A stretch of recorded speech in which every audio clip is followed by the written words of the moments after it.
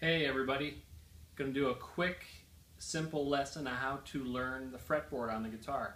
A lot of discussion about this recently with some folks about the best way to do it, so there's a lot of ways we can go at it, but I know of a simple way with octaves that's easy to do, quick to learn, and I'll show you. So the first step is to learn the chromatic scale on the 6th string. So that means all the pitches available to us: E, F, F sharp, G, G sharp, A sharp, B, C, C sharp, D, D sharp, and E. Now there's enharmonic spellings for some of these notes. In other words, G sharp is the equivalent of A flat, but for now we'll just use the sharps to keep it simple. So I'm going to use the note G as my reference, and I'm going to start with the G on the 3rd fret, 6th string.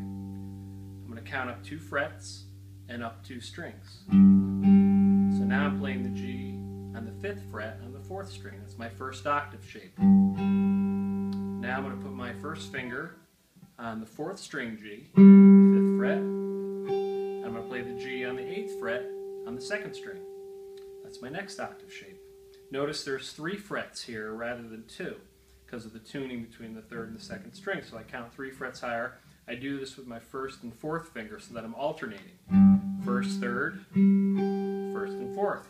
Now I'm going to use a C major shape, open position, to use as a visual to look at the octave between the 2nd and the 5th string.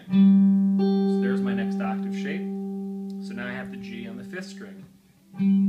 I put my first finger on that, and I count up 2 frets. Now I have my next G on the 3rd string. Back to the 1st and 3rd finger.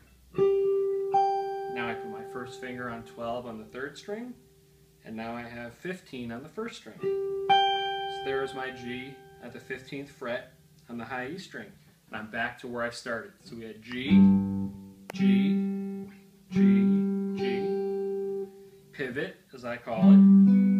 We use the C major shape to get the visual for that. Now I'm back to the 5th string and 3rd string, 1st and 3rd finger. Now I go to the 3rd string and the 1st string. So the octaves between strings 6 and 4 is 2 frets up, 2 strings up. And the octaves between the 5th and the 3rd string, 2 frets up, 2 strings up. And between 4 and 2, 3 frets up, 2 strings up. And between 3 and 1, same relationship. So it's an alternating 1, 3, 1, 4. 1, 3, 1, 4. Back to where we started. And that's the layout of the fretboard. Every pitch is done in the same fashion.